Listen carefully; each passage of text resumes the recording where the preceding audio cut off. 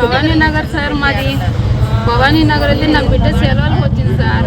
నేను అంగడికి పోయినాను సార్. నా బిడ్డ తోలుకొని పోయినాడు సార్. వాడు ఇంటికాడికి వచ్చి మా మీద దగావు చేసి నా బిడ్డను తోలుకొని వెళ్ళిపోయినాడు సార్. దిలీపులు, వెంకట్రాముడు, నాగయ్య వాళ్ళంతా సార్. తోలకపోయింది ఎవరుమా? శ్రీదేవి, జీవిత, వెంకట్రాముడు, లక్ష్మీదేవి సార్. వెళ్ళే సార్. ఇప్పుడు మీకు ఏమన్నాయం జరిగింది స్టేషన్ దగ్గర? ఏం చేసినారో తెలియదు సార్. నాకు తిరుగుతున్నాం సార్. మేము ఏం చేసినారో తెలియదు సార్. నాకు నా బిడ్డను పిలిపించండి సార్. వాడు మంచోడు కాదు సార్. వాడు చాలా గలీజ్ నా కొడుకు సార్. నేను ఎట్లా ఇస్తాను సార్ నా బిడ్డని? నా బిడ్డని ఎట్లన్నా కానీ పిలిపిండి సార్. ఇప్పుడు మీరు ఎందుకు ఇక్కడ ధర్నా చేయాల్సి వస్తుందమ్మా? ఇప్పుడు మీరు ధర్నా ఇక్కడ ఎందుకు చేయాల్సి వస్తుంది? నా బిడ్డ న్యాయం జరగలేదు సార్. మాకు ఇక్కడ న్యాయం జరగలేదు సార్. ఈ సార్ వాళ్ళు చెప్తే ఏం పట్టించుకోవడం లేదు సార్. అందుకు సార్ మేము పిలిపిస్తానులే అని వారం అయింది సార్. వారం నుంచి మేము తిరుగుతానే ఉన్నాం సార్. మైనర్ అయితే వాళ్ళకే హక్కు ఉంటుందా సార్? 20 ఏళ్ళు సాకి వాళ్ళకి హక్కు ఉంటుందా సార్? సార్ వాడు మంచోడు అయితే మీరే న్యాయం చెప్పండి సార్. వాడు గలీజ్ నా కొడుకు సార్. నా బిడ్డని ఏం చేసినాడో ఏమో సార్. నాకైతే తెలియదు. నా బిడ్డని ఏం చేసినారో నాకు చూడండి సార్. ఇప్పుడు మీకు ఏం న్యాయం కావాలని కోరుకుంటున్నారు? నా బిడ్డని నాకు పంపిమ్మని సార్. నా బిడ్డ నా సార్ వాళ్ళకి అందరికీ పేరు దండం పెడతాను సార్. నేను కాళ్ళు పట్టుకుంటా. ఎస్, అయితే ఓ యువ ప్రేమ జంట వ్యవహారం యువతి తండ్రి ప్రాణం మీదకు వచ్చిందని చెప్పుకోవచ్చు. ఈ ప్రేమ వ్యవహారం అటు కుటుంబ సభ్యులకు మరియు ఇటు 1 టౌన్ పోలీసులకు కూడా తలనొప్పులు తెచ్చిపెట్టింది అని అనుకోవచ్చు. ఎందుకంటే తన కూతురు కనిపించడం లేదని ఫిర్యాదు చేసి ఇప్పటికే వారం రోజులైనా పట్టించుకోవడం లేదని యువతి తల్లిదండ్రులు పోలీస్ స్టేషన్ ముందరే, అంటే పోలీస్ స్టేషన్ ఎదుటే ఆందోళన వ్యక్తం చేశారు. చివరికి పోలీస్ స్టేషన్ ఆవరణలోనే యువతి తండ్రి తలను గోడకేసి కొట్టుకున్నాడు. ఆ గాయాలతో కుటుంబ సభ్యులతో కలిసి ఏకంగా నిరసనకు దిగాడు. ఈ ఘటన అనంతపురంలోని 1 టౌన్ పోలీస్ స్టేషన్లో జరిగింది. అయితే ఈ ఫోటోలో చూసే వ్యక్తే దిలీప్ కుమార్. అయితే తినకి ఇంకా కూతురికి బీటెక్ 2nd ఇయర్ చదువుతున్న కూతురికి గత కొన్ని సంవత్సరాల నుంచి ప్రేమ వ్యవహారం నడుస్తోంది.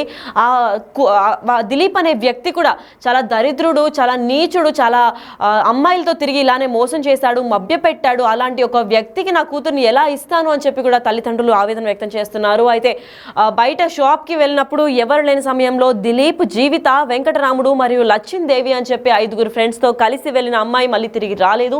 మరి కొన్ని రోజుల తర్వాత కుటుంబ సభ్యులు, వాళ్ళ స్నేహితులు, సన్నిహితులు అందరూ కలిపి వీళ్ళిద్దరికి పెళ్ళైనట్టు ఫోటోలు కూడా పంపించారు. దాంతో గుండె పేలిపోయి ఏకంగా నిరసనకు దిగారు మొత్తం కుటుంబ సభ్యులు, వాళ్ళ కుటుంబ సభ్యులతో పాటు కలిసి.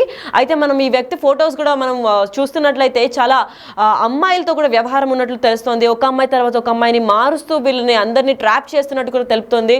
అయితే దిలీప్ కుమార్ అనే వ్యక్తి ఈ అమ్మాయి ఒక్కతే కాదు, చాలా వ్యవహారాలు కూడా ఉన్నాయి, చాలా ఎఫైర్స్ కూడా ఉన్నాయి ఈ మనిషికి. అయితే ఈ వ్యక్తి ఇది ఫస్ట్ టైం కాదు, ఇదే వాయలో మా అమ్మాయి కూడా పడిపోయింది, ప్లీజ్ బయటకు తీసుకురండి, ఇలాంటి ఒక వ్యక్తికి నేను మా అమ్మాయిని ఇవ్వను అని కూడా తల్లిదండ్రులు ఆవేదన వ్యక్తం చేస్తున్నారు.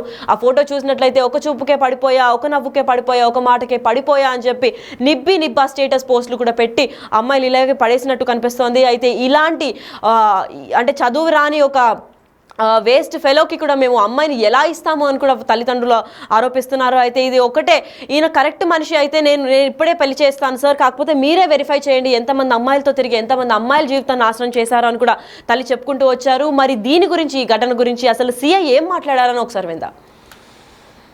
ఈ నెల 3వ తేదీన గుజ్జల జ్యోత్స్న అనే అమ్మాయి ఇంటి నుంచి వెళ్ళిపోయినట్లుగా వాళ్ళ తల్లి ఫిర్యాదు మేరకు కేసు రిజిస్టర్ చేసినాము.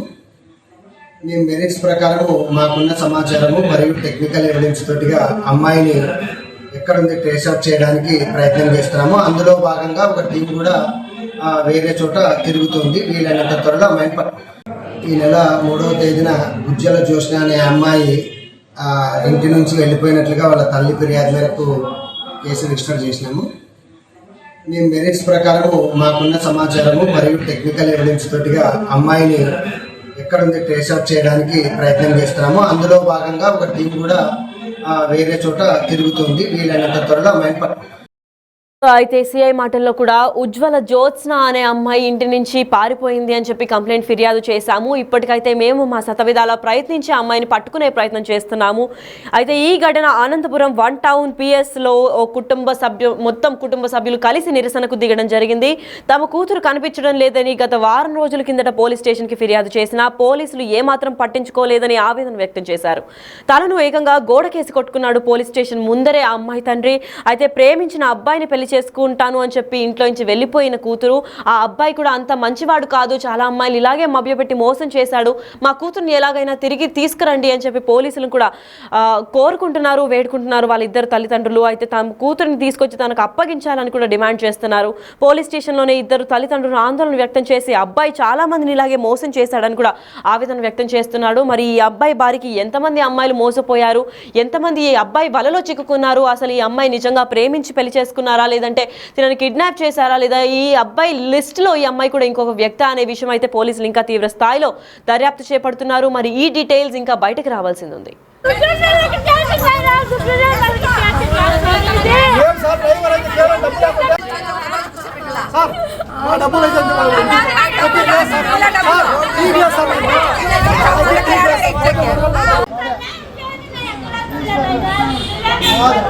Sorry.